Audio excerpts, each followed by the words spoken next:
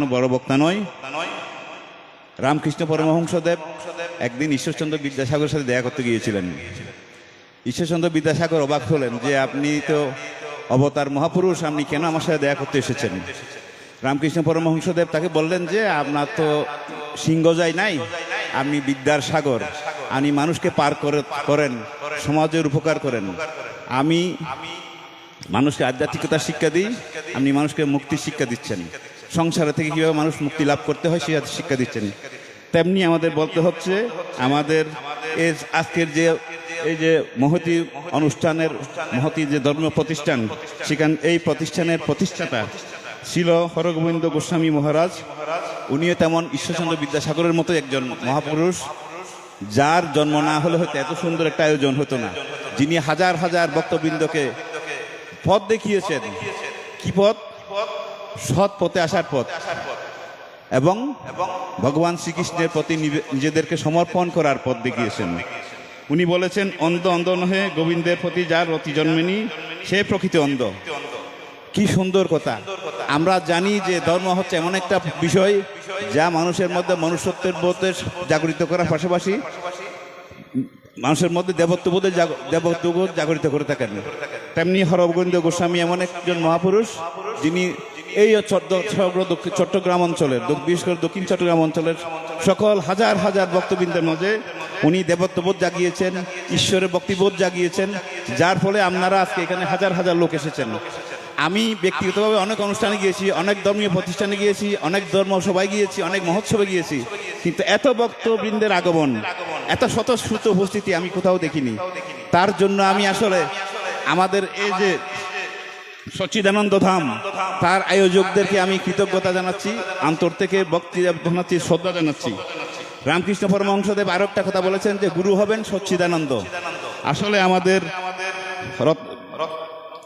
গোবিন্দ গোস্বামী নিজে একজন সচ্চিদানন্দ, যার ফলে ওনার এই সচ্চিদানন্দ ধামে আজকে হাজার হাজার লক্ষ লক্ষ ভক্ত সমাবেশ হয়েছেন, যেখানে সকল ধর্মের, সকল বর্ণের, সকল শ্রেণীর মানুষ আজকে উপস্থিত হয়েছেন।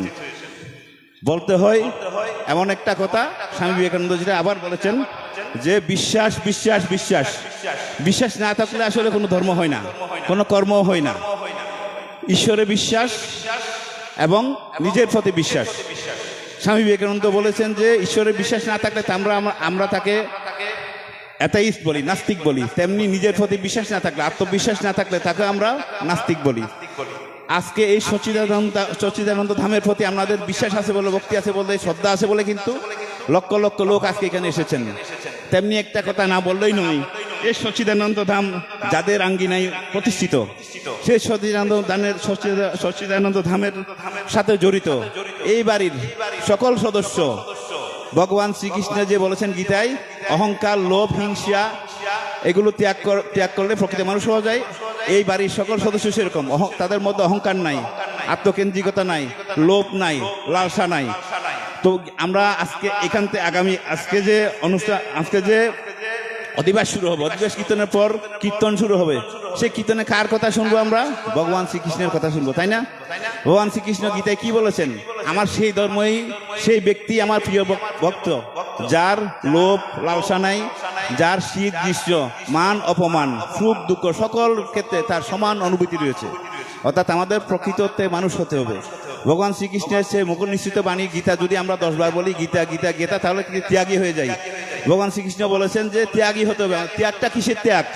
সংসার ত্যাগ শুধু ত্যাগ নয়, লোভ ত্যাগ করতে হবে, আত্মকেন্দ্রিকতা ত্যাগ করতে হবে, লালসা ত্যাগ করতে হবে, হিংসা ত্যাগ করতে হবে, বিদ্বেষ ত্যাগ করতে হবে। দুঃখের কথা অনেক সময় আমরা কর্মজীবনে দেখেছি, সামাজিক জীবনে দেখেছি, আমাদের সনাতনী সমাজের মধ্যে ঐক্যের অভাব আছে। তার মূল কারণ কি? আমাদের মধ্যে ত্যাগের মানসিকতা এখনো গড়ে ওঠে নাই। প্রকৃত অর্থে আমাদের মধ্যে পরশ্রী কাতরতার মানসিকতা রয়ে গেছে, এখনো আমাদের মধ্যে হিংসা রয়ে গেছে, বিদ্বেষ রয়ে গেছে এবং আত্মকেন্দ্রিকতা রয়ে গেছে। এগুলো থেকে আমাদের মুক্তি পেতে হবে। এগুলো থেকে মুক্তি পেতে হলে একমাত্র সচ্চিদানন্দ ধামে এসে ভগবান শ্রীকৃষ্ণের প্রতি নিবেদন করতে হবে নিজেকে। রবীন্দ্রনাথ তার গানে বলেছেন, আমি তোমারে করিব নিবেদন, মম হৃদয় মন প্রাণ। হৃদয় মন প্রাণ উদ্ধার করে দিয়ে শ্রীকৃষ্ণের কাছে নিজেকে সমর্পণ করতে হবে, তাহলে সই পাওয়া যাবে। আমার শ্রদ্ধেয় হরগোবিন্দ গোস্বামীর আরেকটা বাণী আছে, ঐকান্তিকতা বক্তিতে নিষ্ঠা আসে, তারপর রুচি আসে, রুচির পর আসক্তি আসে, আসক্তির পর প্রেম আসে, বিনা প্রেমে প্রেমময়কে পাওয়া যায় না। প্রেমময় কি? ভগবান শ্রীকৃষ্ণ গোবিন্দ, যিনি আমরা দেখেছি মহাভারতে দ্রৌপদীকে তার বিপদ চরম সংকটের সময় রক্ষা করেছেন, পঞ্চপাণ্ডবকে চরম বিপদে রক্ষা করেছেন। সেই প্রেমময় ভগবান শ্রীকৃষ্ণ গোবিন্দ আমাদেরকে সেই দিনগুলোতে রক্ষা করতে হবে। কখন রক্ষা করবে? যখন আমাদের বিশ্বাস থাকবে। স্বামী বিবেকানন্দের কথাই বলতে হবে আমাকে, বিশ্বাস বিশ্বাস বিশ্বাস, ভগবানের বিশ্বাস, নিজের উপর বিশ্বাস। এই দুটো বিশ্বাস যখন একত্রিত হবে তখনই আমাদের মধ্যে পাওয়া যায়। সেই তিনটা টান কি? সতীর পতির প্রতি টান, সন্তানের প্রতি মায়ের টান, বিষয়ী লোক অর্থাৎ যারা হিসাবী লোক বিষয়ীর প্রতি টান, বিষয় সম্পদের প্রতি টান। এই তিনটা টান যখন একটা ভক্তের মধ্যে একত্রিত হবে তখন তার ঐশ্বরিক অনুভূতি হবে, ঈশ্বর লাভ করার যোগ্যতা তিনি অর্জন করবেন। পরিশেষে বলতে হয় আমি তেমন কোনো বক্তা নয়, আমাকে যে এত বড় আসন দিয়েছেন, সম্মান করেছেন, তার জন্য আমি আয়োজকদের ধন্যবাদ জানাচ্ছি। ছোটকাল থেকে এই প্রতিষ্ঠানের এই ধামের কথা শুনেছি, কিন্তু আসার যোগ্যতা হয় নাই, সৌভাগ্য হয় নাই। আজকে এসে দেখলাম এখানে আসতে হবে, এখানকার টানে আসতে হবে। এই রামকৃষ্ণ পরমহংস দেবের কথাই মনে রাখতে হবে। গুরু হচ্ছে সচ্চিদানন্দ, ইনি সচ্চিদানন্দ, উনি এই সচ্চিদানন্দ ধামের প্রতিষ্ঠাতা, উনি প্রকৃত গুরু। না হলে এত লোক সেই মহেশখালী থেকে, কক্সবাজার থেকে, কুতুবদিয়া থেকে এখানে আসতেন না। আসতেন কি? ওই স্বামী বিবেকানন্দের একটা কথাটা কি? বিশ্বাস বিশ্বাস বিশ্বাস। মনে বিশ্বাস আছে সেজন্য এখানে আসেন, তাই না? শুধু মুখে বিশ্বাস থাকলে হবে না, মনে বিশ্বাস থাকতে হবে। মনে বিশ্বাস আছে বলে এত বক্ত সমাবেশ হয়েছেন। আমি আয়োজকদেরকে আবার ধন্যবাদ জানাচ্ছি, কৃতজ্ঞতা জানাচ্ছি আমার মতো একটা অপাঙ্ক্তীয় ব্যক্তিকে এখানে আমন্ত্রণ জানানোর জন্য, এখানে বসতে দেওয়ার সুযোগ করে দেওয়ার জন্য। আমার শ্রদ্ধেয় মেসো আছেন, ওনাদের এই ধামের সাথে জড়িত এই পরিবারের সকল সদস্যের সাথে আমার একটা আত্মীয়তার সম্পর্ক আছে, আত্মীয়তার সম্পর্ক। ওনাদের আজকে থেকে অনেক দিন থেকে ওনাদের সাথে সম্পর্ক, সেই 1989-90 সাল থেকে এই পর্যন্ত। এখানে দাঁড়িয়ে মিথ্যা কথা বলা যাবে না, খুশি করার জন্য বাড়িয়ে কিছু বলা যাবে না। সত্য কথা যেটা, সেটা হচ্ছে ওনাদের মধ্যে মনুষ্যত্ববোধ আছে, প্রেম বোধ আছে, ভ্রাতৃত্ববোধ আছে এবং দেবত্ববোধ আছে। কারণ ওনাদের যে সন্তান ভাইরা আছেন, সন্তান সন্ততিরা আছেন, সকলে অন্তত ফলবতী বৃক্ষের মতো নত। কখনো আমি এরকম এটা বলে না, এভাবে বলে না, নত হয়ে কথা বলে। এটা হচ্ছে কি, তাদের মধ্যে যে ভগবত প্রেম আছে, তারা যে ভক্তদের শিক্ষা দিচ্ছেন সেটা শিক্ষা, সেই সচ্চিদানন্দের শিক্ষা। তো আমি আবারও ধন্যবাদ জানাচ্ছি আমার মতো একজন অপাঙ্ক্তীয় ব্যক্তিকে এখানে উঠে মঞ্চে কিছু বলার সুযোগ দেওয়ার জন্য। সুযোগ পেলে কোনোদিন আবার আসবো, আপনাদের সাথে থাকার সদিচ্ছা ব্যক্ত করছি। ধন্যবাদ সকলকে, ভালো থাকেন। ধন্যবাদ শ্রী আশিস কুমার ভট্টাচার্য, পরিচালক, বাংলাদেশ আনসার ও বিটিভি মহোদয়কে।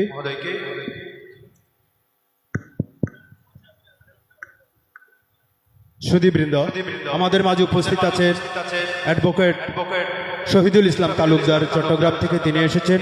আমি তাকে মঞ্চে আহ্বান জানাচ্ছি। সঙ্গে এসেছেন জনাব আব্দুল নূর বাবুল, বিশিষ্ট সমাজসেবক।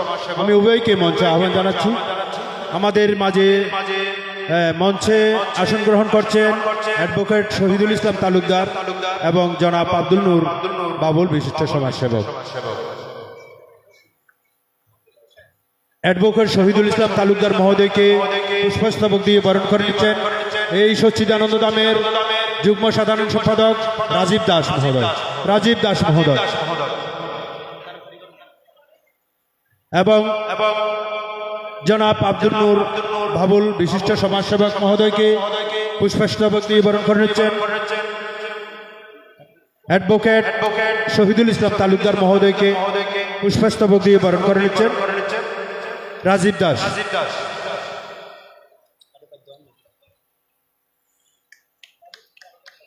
ধন্যবাদ। এবার আব্দুল নূর বাবুল, বিশিষ্ট সমাজসেবককে পুষ্পস্তবক দিয়ে বরণ নিচ্ছেন আমাদের আরেকজন সতীর্থ। বলনি তাই গর্ষিতানন্দে প্রেমানন্দে আনন্দে একবার হরি হরি বলো, হরি হরি বল। ধন্যবাদ। সুধীবৃন্দ, রাত অনেক হয়েছে। আমাদের অধিবেশের যেই ক্ষণটুকু আমরা নিয়েছিলাম ওইটি অনেক আগে অতিবাহিত হয়েছে। অতএব আমরা আর কাল বিলম্ব করতে পারবো না। যাদেরকে আমরা বক্তব্য দেওয়ার সুযোগ দিতে পারছি না, তারা আমাদেরকে নিজ গুণে ক্ষমা করে দেবেন। এবার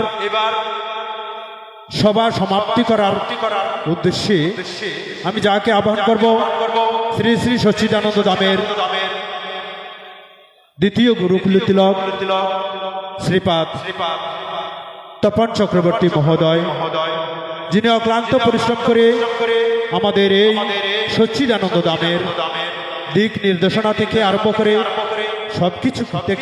সবকিছুতে আমাদেরকে সহযোগিতা করে থাকেন। তেমনতর অভিভাবক এই সচ্চিদানন্দ ধামের সেবক, যিনি সভাপতির দায়িত্ব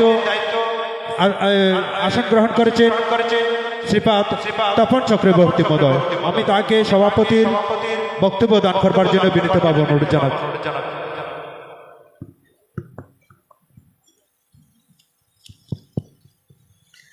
গৌরবে গৌরচন্দ্রায় রাধিকে স্তলে কৃষ্ণায় কৃষ্ণভক্তায় তদ্ভক্তায় নমো নমঃ।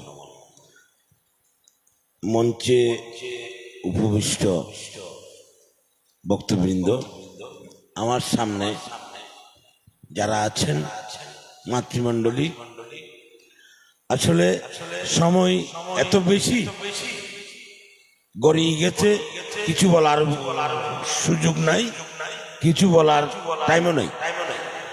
আগামীকাল মহোৎসব যারা কৃপা করে আসছেন, প্রতিটা পর্বে আনন্দ উপভোগ করবেন। আমাদের মধ্যে দুজন গেস্ট আসছেন, ওনাদের আসলে আমাদের ধর্মীয় সময়টা একদম পেরিয়ে গেছে, দুর্ভাগ্য। ওনাদের দীর্ঘায়ু কামনা করি, যে গেস্ট আছেন প্রত্যেকের দীর্ঘায়ু কামনা করি। ভগবান সবার মঙ্গল করুক। সবার আতুল চরণে আমার ভূমিগত দণ্ডবোধ। সবাই প্রতিটা পর্বে অংশগ্রহণ করে কৃতার্থ করবেন। এই ধর্মসভা সমাপ্ত ঘোষণা করছি। সকলকে ধন্যবাদ, নমস্কার। ধন্যবাদ এবং কৃতজ্ঞতা জানাচ্ছি আমাদের আজকের ধর্ম সম্মেলন অর্থাৎ অতিথি সম্মেলন এর সুযোগ্য সভাপতি শ্রীপাদ তপন চক্রবর্তী মহোদয়কে।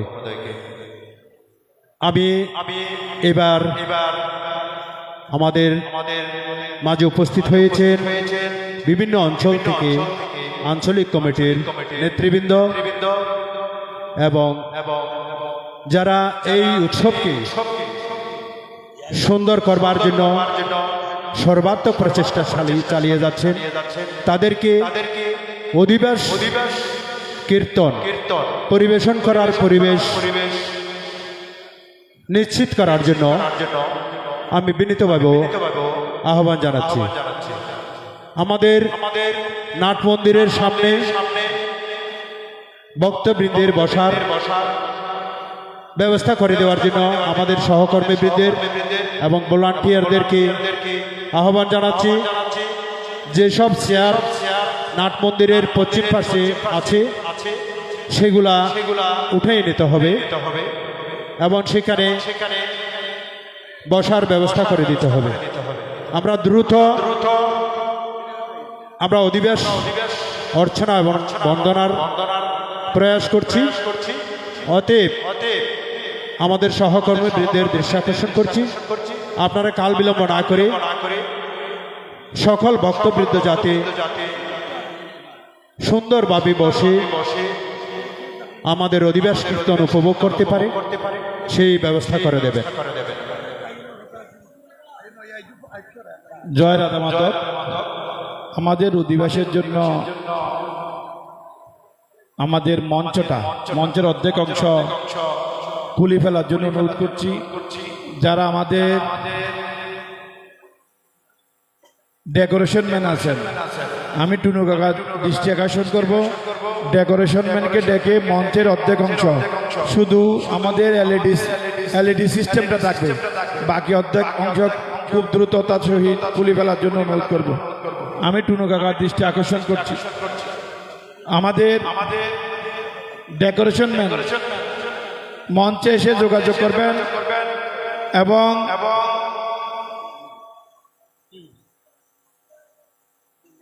অধিবেশ কীর্তনের সামনে বসার ব্যবস্থা করবেন। আমাদের রাজীব এবং আমাদের ঘরের যারা আছেন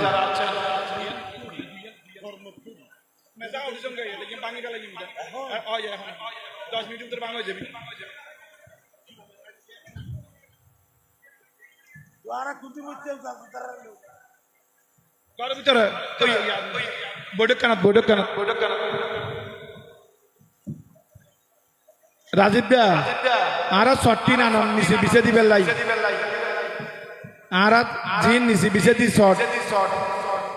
শট ফান্নান দিয়ে যে আছে ইয়ান যে জানন দয়া করি মঞ্চ দেন কয়েকজন লোক দুমদাম করি আর কয়েকজন লোক আর কিছু স্বেচ্ছাসেবক দরকার মঞ্চ তুন সিহার গিল লামাই বেল্লাই মঞ্চ তুন সিহার গিল লামাই বেল্লাই কিছু স্বেচ্ছাসেবক দরকার দয়া করি কিছু স্বেচ্ছাসেবক আর রিক্কা আইন শুধু স্বেচ্ছাসেবক না আর বক্তবৃন্দের মধ্যে যারা যুবক আছে তারা আর অনুরোধ করিও মারার কি সহযোগিতা করি বেল্লাই এই অনুপম এড়াইও মঞ্চ তুন সিহার টেরিন লামা